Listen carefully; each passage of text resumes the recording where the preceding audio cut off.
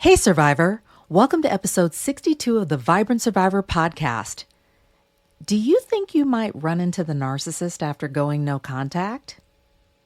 Well, it's a possibility, and I want you to be prepared. So today I'm going to provide some tips for protecting your mental health and boundaries when you do. Grab your notebook and pen, and let's dig in. Hey, Survivor. Welcome to the Vibrant Survivor podcast. Do you want to disconnect from a narcissistic or toxic situation and heal? Are you Googling how to identify a narcissist, narcissistic abuse, and boundaries? Are you feeling stressed and lonely while trying to avoid being sucked back in and lied to again? Hey, I'm Lesley. As a busy wife and mom, I fell for the lies and manipulations of narcissists. I wasted my time, talents, and money on users who kept moving the goalposts. I wanted real relationships and business opportunities and to enjoy life with my family. Instead, I struggled with anxiety, panic attacks, and insomnia, and I couldn't trust my body or anybody until I took a holistic approach to healing. In this podcast, you'll find tips for healthy living, trauma healing, and boundaries so that you'll have the freedom, confidence, and inner peace to respond, not react, after narcissistic abuse. Take a deep breath in, let it out slowly, and just relax. This time's for you. The fear is real when it comes to processing your experience. I know you feel stressed and exhausted with a pit in your stomach at the thought of being sucked back in and lied to again. You feel like a horrible person for going no or low contact, like maybe I'm the narcissist. The fear, self-blaming, and shaming is something we all go through as survivors. I want you to understand that you're not alone and you're not crazy. Every person who's ever been in a narcissistic relationship has felt what you're feeling right now. If this resonates with you and you're like, I'm done with fear, I'm done playing small, I know who I am, and I am not the narcissist, I want you to say yes. Today's the day. I want you to go right now to closeyourcoachingsession.com and I want you to book your call because we're going to do this together.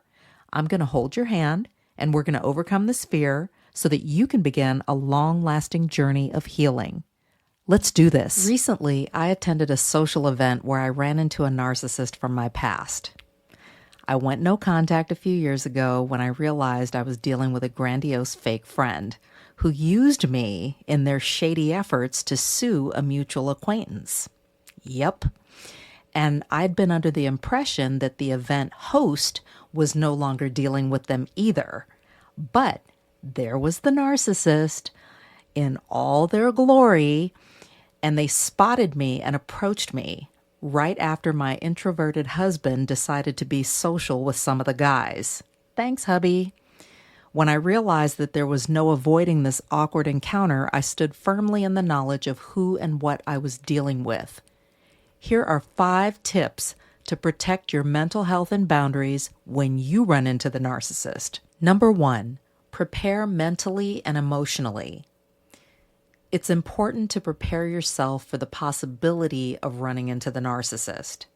I'm not saying it's going to happen for sure, but you want to be prepared. They may live in the same areas you do.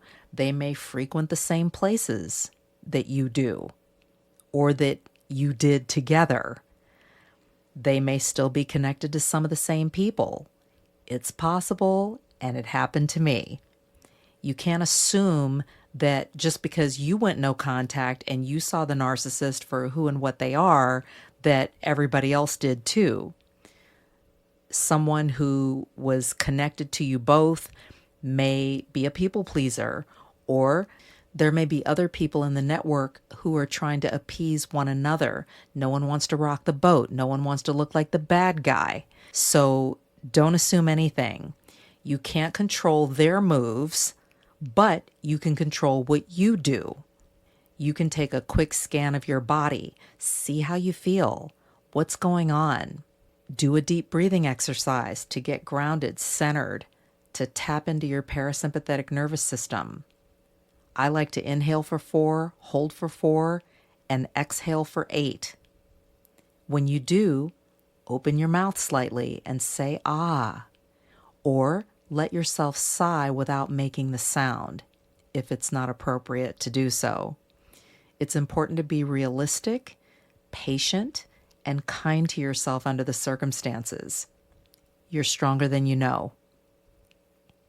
Number 2, Establish clear boundaries. It's time to reaffirm and enforce your boundaries when you encounter the narcissist, regardless of the nature of the relationship and regardless of the circumstances. Narcissists don't have them. Boundaries, that is, nor do they respect yours. And one of their goals, by the way, is to push your boundaries so that they can get their needs met. When you encounter the narcissist, you can adjust your stance. Take a moment and shift. Stand tall. You'd be surprised at what a difference that can make in how you feel and how you present yourself. Take up space. Maintain physical distance if you need to. Psst, you don't owe anyone a hug. And speak assertively. Talk as much or as little as you want to about what you want to, even if that means keeping yourself out of the conversation. Talk about the weather. Talk about your kids. Prioritize your well-being and assert your right to personal space. Number 3, stay grounded in reality. Be careful not to let the narcissist manipulate or gaslight you. You went no or low contact for a reason, survivor. The narcissist will take the opportunity to sell you a different version of history or her story if you're dealing with a female narcissist, or present a new image to you to get you to doubt your reality. 3 points just said to yourself in your mind can give you the grounding, clarity, and sense of self that you need to avoid being manipulated. For example, you can quietly remind yourself, "You're not my friend. You used me to sue. Never again." You can also share your experience with a trusted friend or write about it in your journal for self-validation when you have the opportunity. Number 4, practice self-care and self-compassion. These are essential to protect your mental health during and after an encounter with the narcissist. Narcissistic encounters can be triggering, and you may go into fight, flight, or freeze mode, feel some kind of way, or get physically ill when you cross paths again. Maybe things didn't go the way you would have liked when you encountered the narcissist. So you've got all that going on in your head and in your body. Practice self-care, including hobbies like a language, spending time outside. Take a power walk, for example. Get professional support from a therapist or body worker. Whatever you do, give yourself grace and acknowledge the courage that it takes to navigate these situations. Number 5, seek support and validation. Reach out for support from trusted friends, family members, mental health, and other professionals.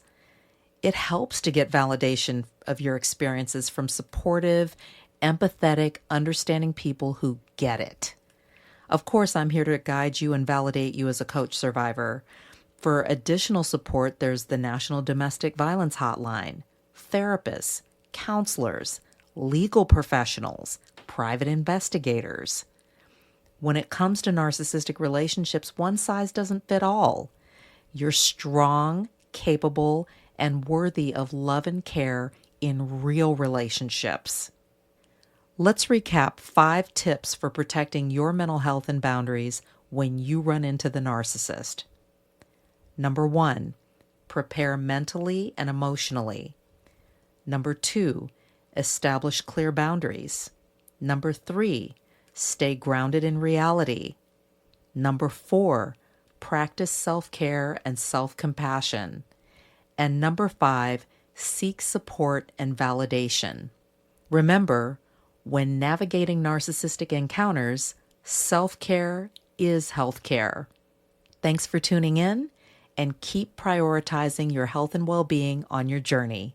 If this podcast has helped you understand who and what you're dealing with, sharpen your discernment, and move forward on your healing journey, share it with another survivor. Help me help others by leaving a review for the show. And let's connect on social. Take a screenshot, share it in your IG stories, find and tag me at The Vibrant Survivor, and I'll share your post too. I look forward to connecting with you on IG and seeing you back here. You're not alone, and you're not crazy.